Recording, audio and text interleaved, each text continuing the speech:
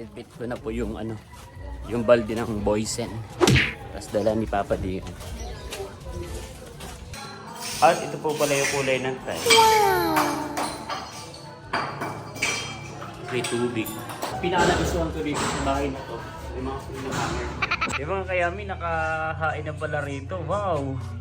Saan galing tong ano? Ha? Iluto nyo? Oo. Wow! Sinigang na may ano. Pinapala ko muna dito sa ano, sa sinigang. Sarap. Tapos ito, saan galing to? Dala na dito. Bounds.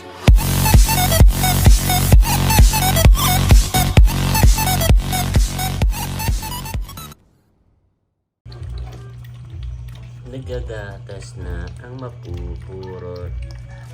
Nagmi-milk na ang mapupurot. Nadidistract. Bilis uminom ng gatas. Pakabilis uminom ng gatas ang mga baby.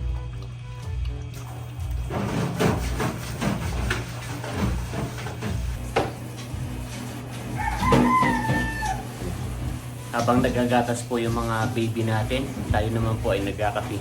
So good morning mga kayami, isang masaya at isang masarap na vlog na naman ang pagsasaluhan natin. For today's episode, ipupunta po tayo dun sa lilipatan natin na bahay. At nag-chat na po yung ano, yung may-ari na gagawin na raw po yung tiles tsaka po yung mga iba. So aayusin na po yung ano, aayusin na po yung bahay. And I think magpipintura din po sila. So kung maaalala nyo sa nakaraang vlog natin, bagong pintura lang po itong bahay. So medyo nakakahinayang nga kasi pinag-import na natin na lagyan ng pintura. Tapos ay ito yung linoleum. Although itong linoleum pwede naman natin tanggalin, pero yung pintura so hindi na. Pero okay lang. Kasi ganun talaga ang buhay. It's a surprise. Dadalhin po natin yung natira po natin na pintura para magamit din po doon sa bagong bahay. At nilinisan nga po ni Papa din yung tray, tapos yung pang brush, tsaka roller brush. Yan. So, magkakapilan po kami saglit and then pupunta na po tayo. At ito po yung pintura nung nakaraan. Ito po yung marami pa. Hindi pa naman kaya tumigas. Tubig pa. So, dadalhin po natin ito. Yung mga kayami. Palabas na po tayo ng bahay. Bitbit ko na po yung yung balde ng Boysen. Tapos dala ni Papa Dion.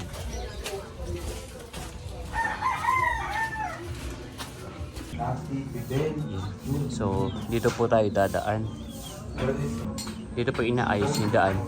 So, buti naman po at inaayos na. Ay sobrang hirap pong maglipat ng bahay kung hindi po nila ito matatapos bago magmahal na araw. Sakto po ito.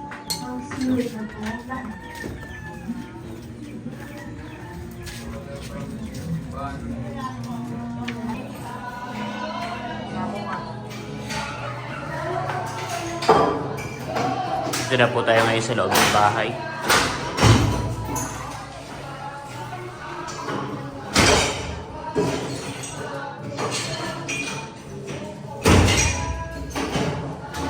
Naayos na po yung lababo. Kapalitan po ng tiles. Pero dito mga materyales, may plywood, tapos may mga semento. At ito po pala yung kulay ng tiles. May tubig. Ano yung kulay ng tiles? Maganda. Kasi nung parang yung pinili nila parang katulad nung nasa ilalim. Alin? Yung mga tiles doon. Yung all red. Ito? Ano ba? Ikaw lang mag-isa lalo ako. Pati yung tintura, ikaw lang rin. Lababo dito.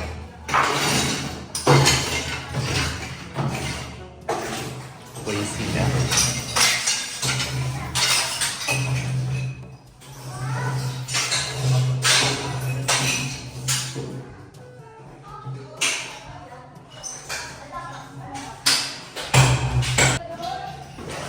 Ngayon po ulit tayo sa taas.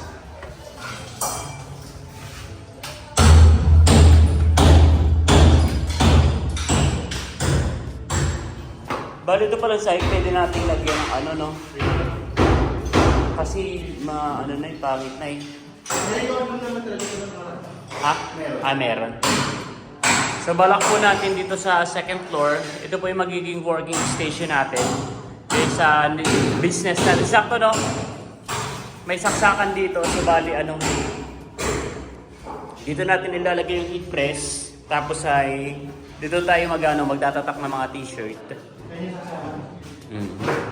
May naiwan pa pong gamit dito. Dito yung mga damit. Ay,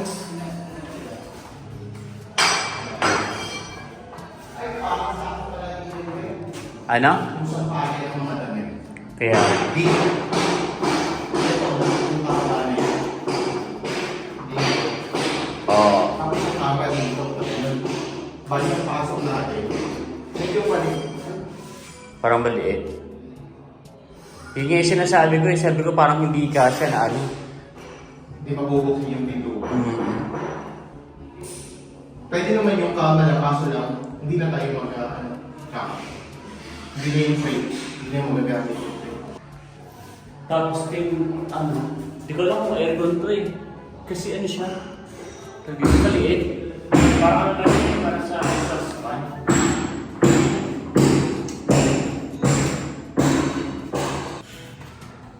Galing mo may may ilaw. Pero ito yung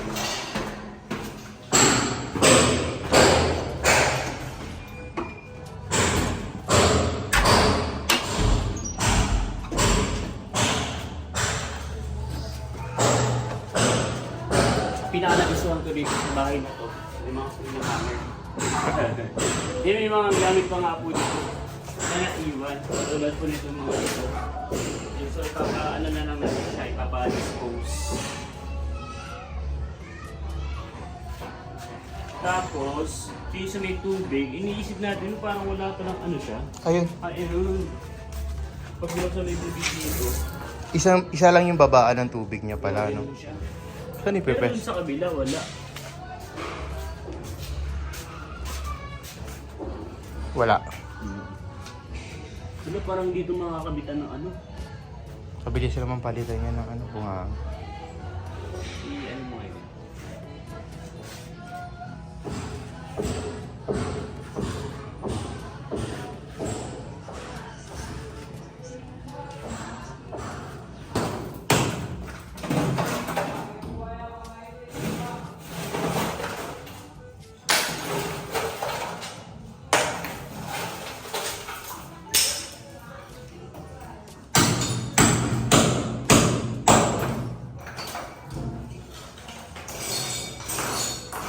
Halos bago-bago pa rin naman yung ano nila eh. Yung pintura nila. Dito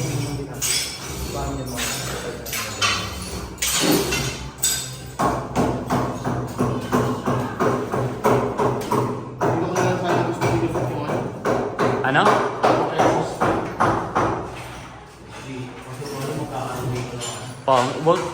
Pang buong bintana yan. Gagano.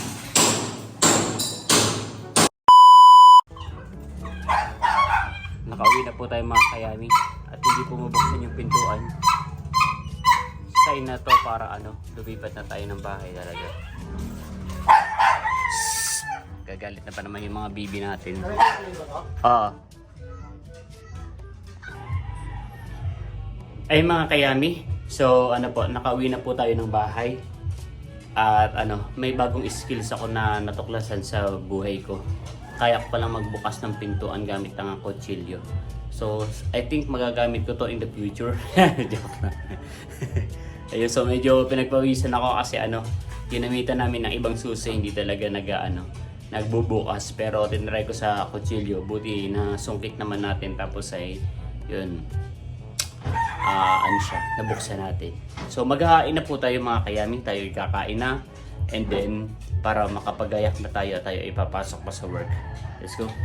A few moments later. Pasok na tayo sa work. Ay, ayaw kumapit. Ayaw dito.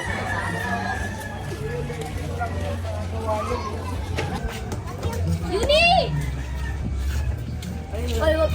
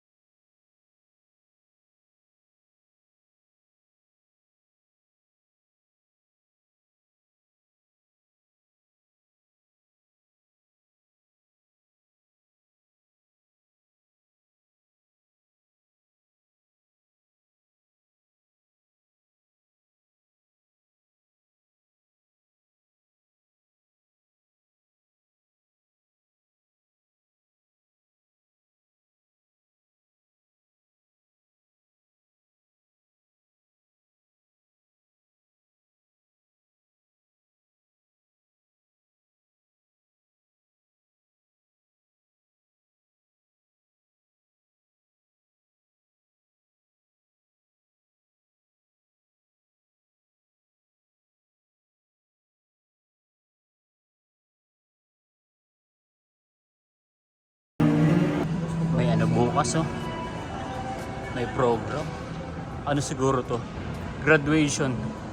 Mag-start na kasi ng graduation dito eh. Dito dinadaos yung mga ano, graduation sa Robinsons Malabon. Yung mga malalapit na school. Out na tayo sa work mga kayami. So, usually dito talaga ginaganap yung graduation sa loob ng Robinsons Malabon. Maraming mga katabing school dito sa ano eh, sa Robinsons. Katulad ng Acacia, Pinajeros. Yan, mga walking distance lang talaga dito. So bukas check natin kung ano yung event, kung graduation ba talaga. Tatago ka pa ha. Takasimangot na si JR. Nagutom na ako. Hindi rin. Hindi na nagsabi na totoo. Yung mga kayami nakahain na pala rito. Wow. Saan galing tong ano? Ha? Niluto nyo? Oo. Wow. Sinigang na may ano. Pinakulo ko muna dito sa ano, sa sinigang. Sarap. Tapos ito, saan galing to? Dala na dito. Ano yung galing sa Dock Wings? Yun, nag-shoot po si Papa D sa ano, sa Dock Wings at pinabaunan sila ng ano, ng Dock Wings. Parang may tumutulo dito.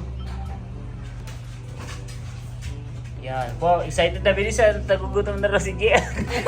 Hindi na siya nagbibiro. Mag-one cup nga lang daw. Ayan nga lang daw kanin niya eh. Alin? Ayan. Bakit? Diet. Diet. Hindi. Ano ba yan? Mga tatlong ganito. Kain tayo mga kayami. Na binigay sa atin. Ayun, naka-video nga eh. So ito po yung chicken wings na galing sa ano sa Dock Wings dahil nag-side dive po si Papa D. So nag-ano siya eh, nag-video siya sa ano sa Dock Wings as marketing. At yun. Ilang flavor to? Dalawa yan eh. Pero siyempre, ayaw ko naman magtampo sila ano. Dito tayo babawa sa ano sa sinigang. Pwede ito kasi pwede pa yung bukas ito. Ano, matagal na cravings yan. Kapalitan mo po sa sanay na dito. Marami yan. Kompleto na yung gulay ng kuya.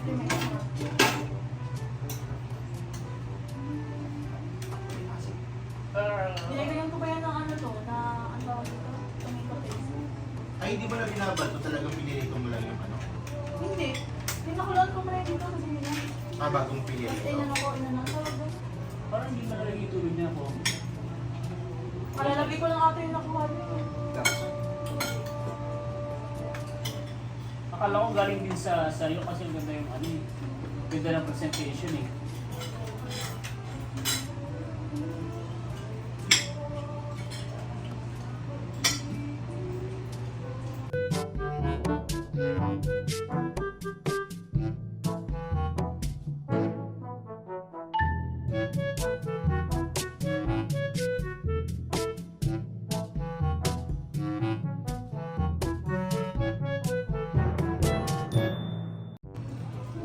Ay mga kayami, mga baby naman natin ang kakain. At may ginalang po kaninong tanghali na nabili kong ulo may atay. Hindi ko naubos. Kaya nakapag-uwi tayo, sakto. Ito na lang po yung kanilang uulamin. Tapos sa ito ilalagay na lang natin ng toppings na manok yung ano, ulam ni na uno. Ayan, so pagkakasyahin natin at nag-aantay na po mga no! Nako! Stella! Marunong na magngat-ngat ng plastic ha. So, papakainin na po natin sa mga kayami.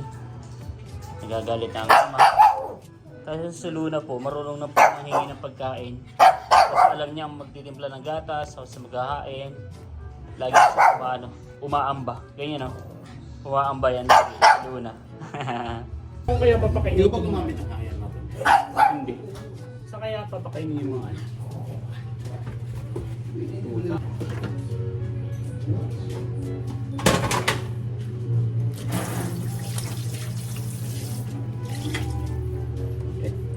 May na-discover akong kainan ng mga baby.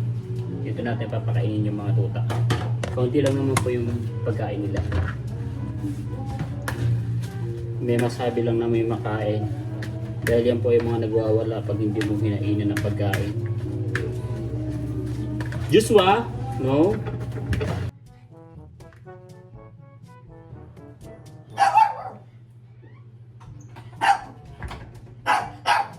Quiet.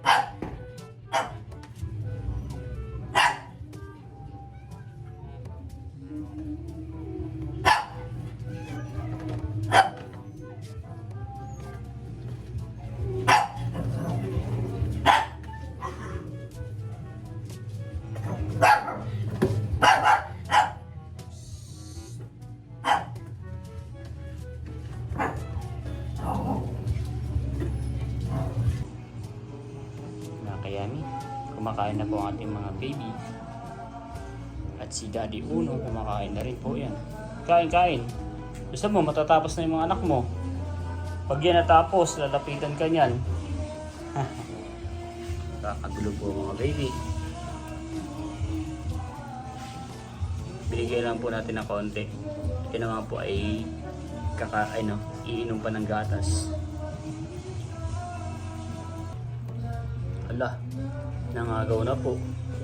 Dalawa na. Hindi mo nakakayanin yan, Happy. Kung makakagatin niya, apo mo yan. Mabait naman pala si Lola eh. Mapagbigay naman pala yan sa mga apo eh.